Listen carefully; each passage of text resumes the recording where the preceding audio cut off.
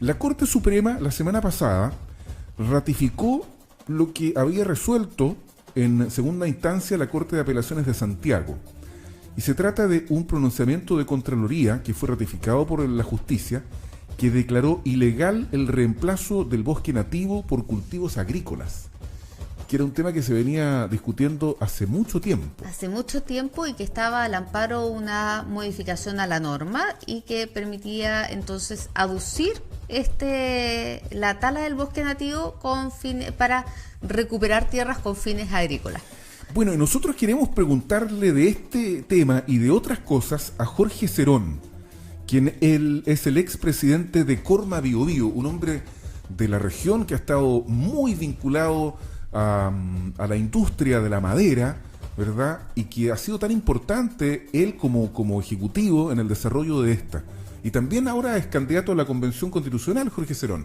¿Cómo estás, Jorge? Muy buenos días. Hola Álvaro, muy buenos días. Buenos días, Joyce. Un agrado estar hoy día en la mañana con usted en este programa. Muchas gracias, Jorge. Jorge, usted conoce de este tema de la ley de bosque, conoce del decreto 701 y conoce de las modificaciones y leyes posteriores. ¿Qué le parece el dictamen que hace la Corte Suprema? De acuerdo a lo que ustedes propugnaban desde la Corma y en el fondo al manejo del bosque nativo. A ver, aquí hay una sentencia importante que hace la Corte Suprema que entra de alguna manera a clarificar o a generar, digamos, la instancia para que finalmente se clarifique en una mejor regulación lo que es el aspecto de la corte del bosque nativo. Hoy día en las actividades normales de desarrollo de procesos productivos está permitido cortar bosque nativo y está permitido bajo una normativa en que lo acoge, que son las obras civiles. Si tengo que realizar alguna construcción, algún embalse, algún camino, puente, algún camino. ¿sabes? Y esto pasa por áreas donde hay vegetación natural. La ley me lo permite, pero tengo que hacer de inmediato la mitigación o tengo que reponer la misma cantidad de superficie que tuve que intervenir para la obra civil en algún lugar donde esté descubierto de árboles y, en definitiva, si eran bosques naturales, volver a colocar esos bosques naturales. Tiene que ser con el mismo tipo de flora en el fondo. No necesariamente, porque las condiciones, y eso hay que tenerlo bastante claro, que es un tema de características ecológicas de adaptación de la especie en algunos determinados lugares. Entonces, yo no puedo ir contra la naturaleza, puedo poner especies naturales que tengan adaptación en el sitio donde voy a mitigar.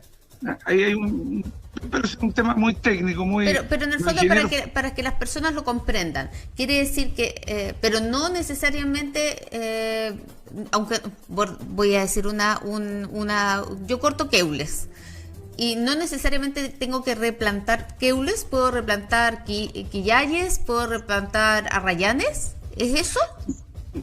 No, hay buen ejemplo, Joyce, porque el queule es una especie protegida en peligro de extinción. Así que en ese caso no lo puedes cortar bajo ninguna obra civil y bajo ningún esquema que tú estés pensando. Ya. Hagámoslo al revés, digamos que corte peumo. Es una especie que no tiene características igual que la araucaria y la alerce, especie protegida, vulnerable. Efectivamente, yo debo tratar de restituir el ecosistema en el cual esta especie estaba presente. Entonces, hay toda una normativa que se está desarrollando en que se analiza cuál es la participación o cuál es la presencia que tiene a nivel nacional esa determinada especie con el objeto de generar, digamos, la reposición en forma... Estamos comentando una especie que se encuentra en cierto grado de susceptibilidad. Entonces yo al reponer tengo que ubicar sitios para reponer esa misma especie y tenga la posibilidad de prosperar y que no se pierda la presencia, la cantidad o la representación de esa especie. Si son especies comunes, digamos que hay mucha abundancia de ellas, en realidad basta que yo reponga el aspecto ecológico general representado en ese ecotipo, ¿no?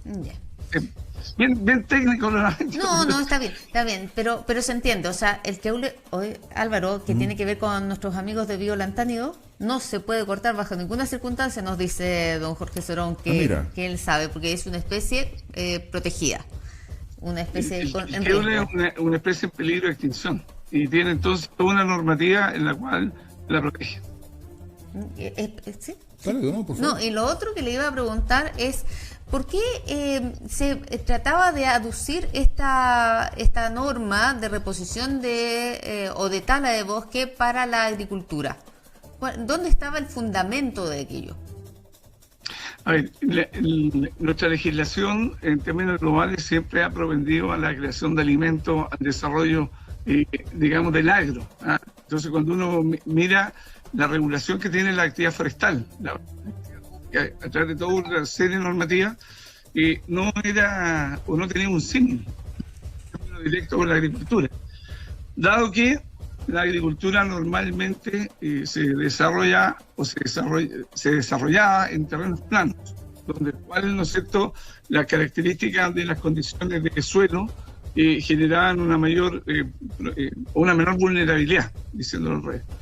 Lo que está ocurriendo hoy día es que la agricultura ha evolucionado y ha evolucionado mucho tecnológicamente, sigue bajo el mismo concepto de la producción de alimentos y ha generado el uso de espacios diferentes a los típicos suelos, ¿no es cierto?, de clase 4 y menos, que era la normativa. Los suelos planos, ahora están también usando laderas de cerro con algunos cultivos.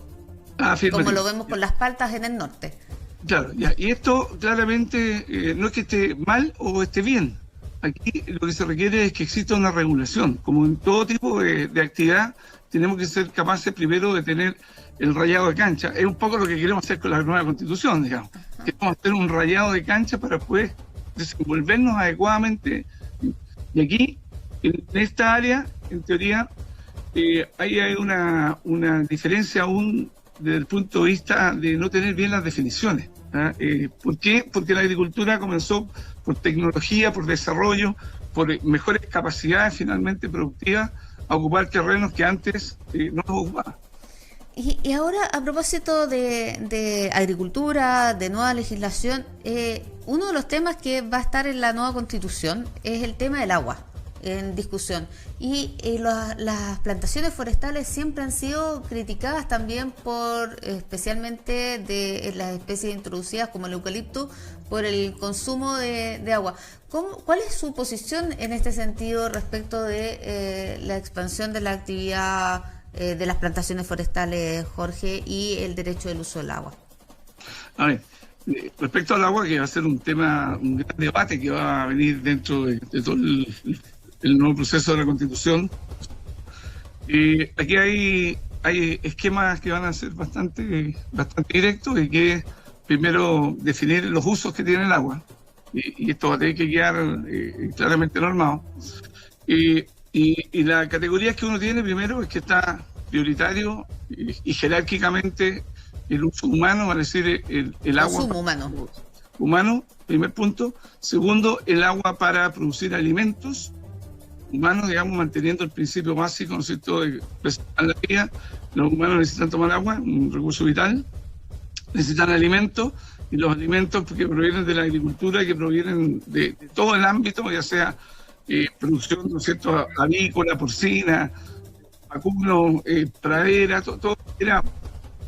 Tercero, la sociedad requiere crecer, requiere seguir progresando, requiere tener la posibilidad de captar impuestos, y estos impuestos se van a captar para poder dar bienestar, de que se desarrolle industria, que se desarrolle actividades económicas, y muchas de estas actividades económicas también el agua es un elemento importante. Por consiguiente, el rol del Estado tiene que ser asegurar la accesibilidad a todos los sectores, ¿no es cierto?, de la economía, a todos los sectores sociales, a todo el mundo, la accesibilidad al agua, Lo más importante es asegurar disponibilidad. Voy para allá. Porque hay concentración hoy día de los derechos de agua, entonces ¿cómo vamos a No, perdón, ahí hay un error, digamos, en términos de interpretación.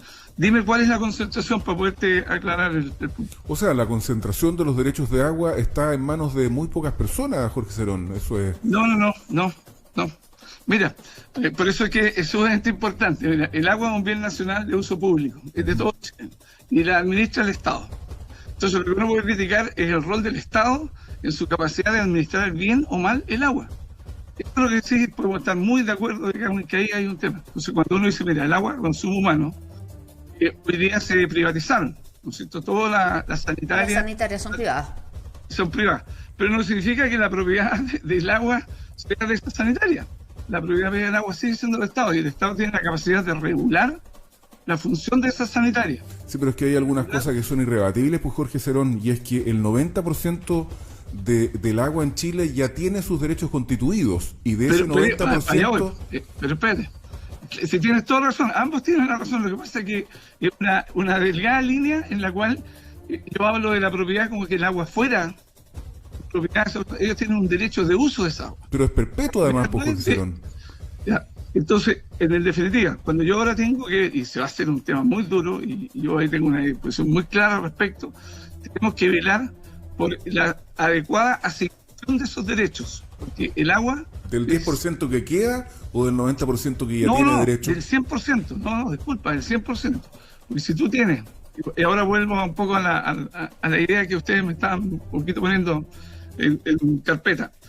Si yo tengo propiedad de derechos de agua, y esos aguas lo estoy haciendo especulativos, es decir, porque se dieron las condiciones, porque el Estado en algún momento, pero el Estado, vuelvo a decir, el Estado me asignó derechos de uso de esa agua, bueno, hay que revisar la condición bajo qué forma tú tienes esos derechos. Si lo estás usando, bueno, veremos, digamos, ahora cómo está el asunto de la disponibilidad de acceso, porque vamos a tener que irnos forzosamente a la jerarquía que yo comenté. Si no lo estás usando, en realidad me lo tienes que devolver y incluso podría tener objeto, digamos, de alguna normativa distinta de sanción o algo. Pero Jorge Cerón, fíjate que me llama la atención lo que usted plantea, porque lo mismo, más o menos, era lo que planteaba la reforma al Código de Aguas propuesto en el gobierno de la presidenta Bachelet, que fue duramente resistido por un sector de la opinión pública, particularmente aquellas vinculadas con las asociaciones de canalistas y otros. Incluso yo en ese tiempo estaba trabajando en Ñuble, pero uno de los principales opositores en su rol gremial que tenía en ese tiempo fue el ex intendente Martín Arrau, que ahora también va de candidato a la Convención Constitucional. Entonces, ¿por qué hay este cambio de opinión desde hace 4 años atrás a hoy día, en donde se establece prácticamente lo mismo en su discurso que lo que planteaba en ese tiempo la reforma al Código de Agua? No cambia mucho, la verdad. Bueno, yo no me puedo hacer cargo de otras conversaciones. Primer punto súper importante, Álvaro y Joyce, yo llegué a esta situación de estar participando y ser el candidato constituyente absolutamente con mis convicciones, mis ideas y como independiente. Y dentro de ese contexto, para mí hay una cosa que es superior, y que es cómo hacemos que el país, cómo hacemos que nuestra región sea más grande, cómo hacemos que efectivamente nosotros nos saquemos de encima una serie de problemas, cómo generamos oportunidades de acceso a todo.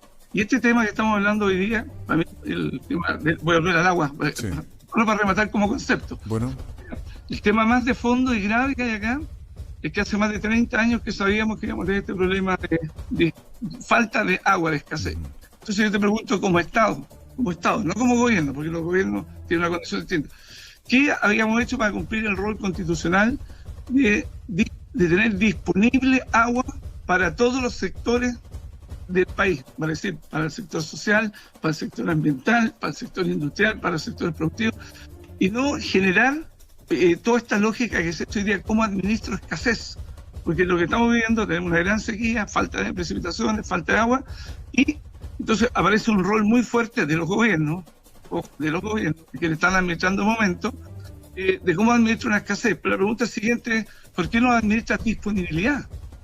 Y esos son los cambios. Y yo definitivamente, bueno, ustedes me conocen, sobre todo me han escuchado, mi posición gremial, digamos, en el sentido de que necesitamos que las regiones tomen peso, resuelvan sus problemas, pero ya no aguanta más. Y por eso yo, créanme, estoy muy, muy contento de este proceso constitucional que se inicia, porque por fin las regiones nos vamos a parar firme frente al centralismo y hacer ver las cosas que nosotros creemos que son realmente motores de desarrollo y van a impulsar, resolvamos nuestros problemas y que seamos capaces de darnos cuenta que todos nos necesitamos, ¿no es cierto?, desde el punto de vista de lo que es la academia, la universidad, nos necesitamos desde el punto de vista de todos los servicios, ¿no es cierto?, todas las actividades que tenemos, nos necesitamos desde el punto de los emprendedores, de todo lo que es capaz de generar más trabajo y mejor bienestar. Así que esa es mi línea.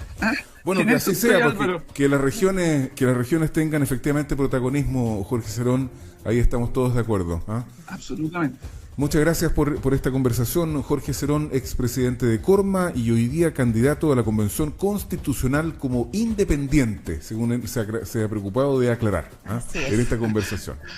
Oye, le agradezco, ¿sabes lo que pasa? Y que es importante. Uno finalmente te etiquetan. Y las etiquetas son re complejas porque... Lo sé. Son las primeras impresiones. Entonces, mira, nadie me ha preguntado ese tema. Cuando tú das tu opinión, te quedas, pero bueno, pero sí, yo siempre he pensado igual. Lo que pasa es que me preguntaban, ¿cuántos millones de dólares se exportaron este año? ¿Cuánto es el empleo que tú haces? ¿Qué proyectos no haces? Nunca te das cuenta que sin querer todos te etiquetan y te preguntan solo de eso. Sí, claro. Sí. Ahora se dio la oportunidad de tener esta conversación más abierta, más libre, y yo les digo lo siguiente, en realidad que yo creo muy fuerte en la región, creo muy fuerte en la capacidad que tenemos nuestra gente, la calidad, ustedes mismos, un programa muy bueno que están haciendo cuando uno lo mira. Bueno, ¿y cómo surge? Del emprendimiento, ustedes, de pensar cómo puedo aportar, qué puedo hacer. Puro empeño, ¿no? Bueno, y eso es lo que necesitamos. Sí. Por eso les agradezco que me hayan invitado. Muchas gracias. Y estaremos disponibles, Jorge Cerón. Que tengas éxito. Muchas gracias a ti también. Muchas gracias, Álvaro. Buenos días. Joyce. Gracias. Buenos días. Buenos días.